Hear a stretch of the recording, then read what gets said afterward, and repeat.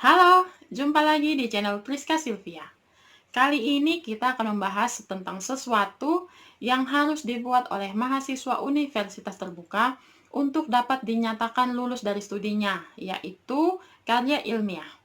Jadi dalam video ini saya akan menjawab beberapa pertanyaan tentang karya ilmiah dan jawaban-jawaban saya ini berdasarkan informasi yang sudah saya kumpulkan sebelumnya dan juga berdasarkan pengalaman-pengalaman saya selama sekolah di universitas terbuka. Semoga bermanfaat.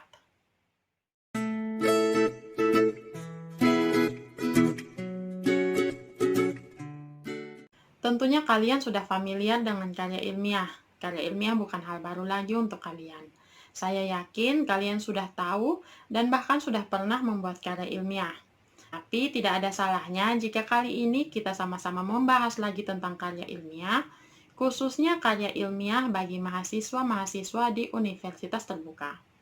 Ada beberapa pertanyaan yang akan kita bahas bersama terkait karya ilmiah. Pertanyaan pertama, apa itu karya ilmiah? Karya ilmiah adalah karya tulis yang dibuat dengan memperhatikan prinsip-prinsip ilmiah dan disusun berdasarkan fakta dan data. Prinsip-prinsip ilmiah yang diperhatikan dalam menyusun karya ilmiah antara lain, yang pertama bertolak dari hipotesis tertentu. Yang kedua, dibuat berdasarkan fakta objektif. Yang ketiga, disusun secara sistematis. Dan yang keempat, diuraikan dengan jujur. Pertanyaan yang kedua, mengapa karya ilmiah itu penting? Ada 3 alasan yang membuat karya ilmiah itu penting. Alasan yang pertama adalah karya ilmiah memiliki peranan penting dalam perkembangan ilmu pengetahuan. Alasan yang kedua, karya ilmiah dapat menjadi sumber informasi yang bagus untuk mahasiswa maupun untuk masyarakat luas. Lalu alasan yang ketiga adalah dengan membuat karya ilmiah, mahasiswa dibiasakan untuk berpikir kritis, sistematis, dan objektif berdasarkan fakta dan data. Pertanyaan yang ketiga, apakah setiap mahasiswa universitas terbuka wajib membuat karya ilmiah? Jawabannya adalah ya. Setiap mahasiswa universitas terbuka wajib membuat karya ilmiah. Universitas terbuka menetapkan karya ilmiah sebagai salah satu syarat kelulusan bagi mahasiswa-mahasiswanya. Mengapa demikian? Karena universitas terbuka ingin membentuk mahasiswa-mahasiswanya itu menjadi insan-insan yang terbiasa berpikir kritis, sistematis, dan objektif berdasarkan fakta dan data. Selain itu, universitas terbuka juga ingin agar mahasiswa-mahasiswanya itu bisa menghasilkan sesuatu yang baik, yang positif, untuk menambah ilmu baik bagi dirinya sendiri maupun untuk masyarakat luas. Pertanyaan yang keempat, kapan mahasiswa universitas terbuka membuat karya ilmiah? Mahasiswa universitas terbuka biasanya dijadwalkan untuk membuat karya ilmiah itu pada semester 7 atau bersamaan dengan tugas akhir program. Pertanyaan yang kelima, apakah proses pembuatan karya ilmiah termasuk dalam program tutorial online? Jawabannya adalah ya. Mahasiswa-mahasiswa yang telah meregistrasi untuk membuat karya ilmiah dapat mengikuti tutorial online untuk karya ilmiah. Jadi berdasarkan pengalaman saya, tutorial online untuk karya ilmiah ini sangat membantu saya dalam proses pembuatan karya ilmiah. Seperti halnya dengan mata kuliah lain, karya ilmiah ini ada tutorial online-nya selama 8 minggu. Jadi selama 8 minggu ini, mahasiswa diajar dan dibimbing untuk membuat karya ilmiah berdasarkan tahapan-tahapannya. Mulai dari perencanaannya, pengumpulan materi dan bahannya, sampai dengan penyelesaiannya.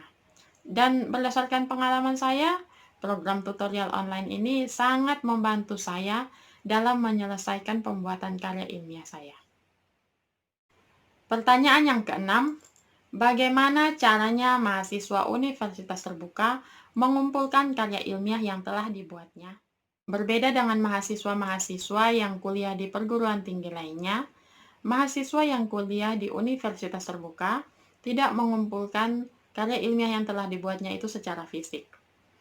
Universitas terbuka telah menyiapkan sistem tersendiri yang merupakan wadah bagi mahasiswa-mahasiswanya untuk dapat mengunggah atau mengupload karya ilmiah yang telah dibuatnya. Jadi pada universitas terbuka, eee, cara yang digunakan oleh mahasiswa-mahasiswa untuk mengumpulkan karya ilmiahnya itu adalah dengan cara mengunggah atau menguploadnya pada sistem unggah karya ilmiah. Pertanyaan yang ketujuh, bagaimana cara memperbaiki karya ilmiah yang telah diunggah?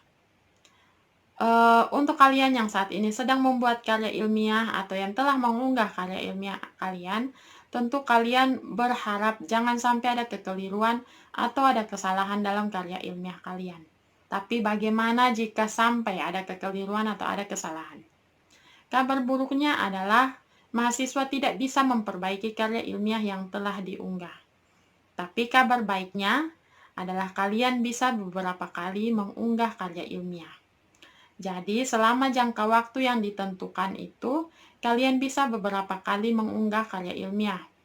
Misalkan kalian sudah mengunggah karya ilmiah, lalu kalian menyadari ada kesalahan atau ada kekeliruan dalam karya ilmiah yang telah kalian unggah, kalian tinggal mengunggah ulang karya ilmiah tersebut selama batas waktu belum dilampaui. Jadi, sistem akan membaca karya ilmiah yang terakhir kali kalian unggah. Pertanyaan yang kedelapan, apakah ada larangan yang harus diperhatikan mahasiswa terkait pembuatan karya ilmiah? Jawabannya adalah ya. Sepanjang pengalaman saya, ada dua larangan yang harus dihindari, yang harus diperhatikan oleh mahasiswa universitas terbuka dalam membuat karya ilmiah. Larangan yang pertama, mahasiswa dilarang melakukan praktek plagiasi. Plagiasi ini sebenarnya bukan hanya dilarang dalam pembuatan karya ilmiah, tapi dalam segala kegiatan atau program universitas terbuka, mahasiswa selalu ditekankan untuk menghindari plagiasi. Jadi selain karya ilmiah, mahasiswa juga dilarang plagiasi dalam hal mengerjakan tugas atau berdiskusi dalam tutorial online. Nah, terkait dengan plagiasi untuk karya ilmiah, mahasiswa dilarang menggunakan karya ilmiah orang lain, yaitu maksudnya mengcopy karya ilmiah orang lain menjadi karya ilmiahnya sendiri. Atau ada kemungkinan lain, yaitu menggabungkan karya ilmiah beberapa orang untuk menjadi karya ilmiahnya sendiri dengan membuat beberapa perubahan kecil. Ini tetap dianggap sebagai plagiasi. Larangan yang kedua adalah mahasiswa tidak boleh mempublikasikan karya ilmiah yang sudah dibuatnya itu di tempat lain sebelumnya. Jadi, meskipun kalian tidak melakukan plagiasi, meskipun karya ilmiah itu adalah asli hasil karya kalian sendiri, tapi jika kalian sudah pernah mempublikasikannya di tempat lain, maka kalian dilarang untuk mengunggahnya di sistem unggah karya ilmiah universitas terbuka. Pertanyaan yang kesembilan, apakah ada poin-poin penting yang harus diperhatikan dalam membuat karya ilmiah? Jawabannya ya. Tentu saja ada poin-poin penting yang harus kalian perhatikan pada saat membuat sebuah karya ilmiah. Ada 3 poin penting yang harus kalian perhatikan dalam membuat karya ilmiah. Poin penting yang pertama adalah perhatikan larangan-larangannya. Seperti yang tadi sudah saya jelaskan di pertanyaan yang ke-8, ada larangan yang harus kalian patuhi, yaitu plagiasi dan publikasi karya ilmiah itu di tempat lain. Ada 2, itu yang harus kalian perhatikan. Lalu poin yang kedua, perhatikan struktur penulisan karya ilmiah. Kalian tentu sudah tahu struktur penulisan karya ilmiah. Atau kalaupun kalian belum tahu, kalian bisa melihat pada panduan penulisan karya ilmiah yang sudah disediakan oleh universitas terbuka untuk kalian. Lalu poin penting yang ketiga adalah perhatikan batas waktunya. Perhatikan baik-baik batas waktunya. Karena setelah melewati batas waktu untuk mengunggah karya ilmiah, sistem unggah karya ilmiah itu akan tertutup secara otomatis dan kalian tidak bisa lagi mengunggah karya ilmiah yang sudah kalian buat.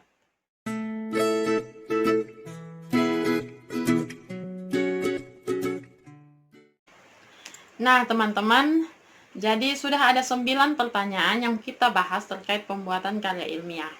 Semoga pertanyaan-pertanyaan tersebut bisa membantu kalian dalam menyelesaikan penyusunan karya ilmiah atau juga bisa membantu menambah pengetahuan kalian tentang karya ilmiah, khususnya karya ilmiah untuk mahasiswa di universitas terbuka. Video kali ini saya sudahi di sini dan semoga bermanfaat. Jangan lupa dukung saya dengan cara klik tombol subscribe di bawah, bunyikan loncengnya supaya kalian dapat notifikasi untuk video-video saya selanjutnya. Tonton juga video-video saya yang lain, like, komen, dan share jika kalian merasa video-video saya menarik dan berguna untuk orang lain. Semoga bermanfaat. Salam semangat untuk kalian semua, salam sehat selalu, dan sampai jumpa di video selanjutnya.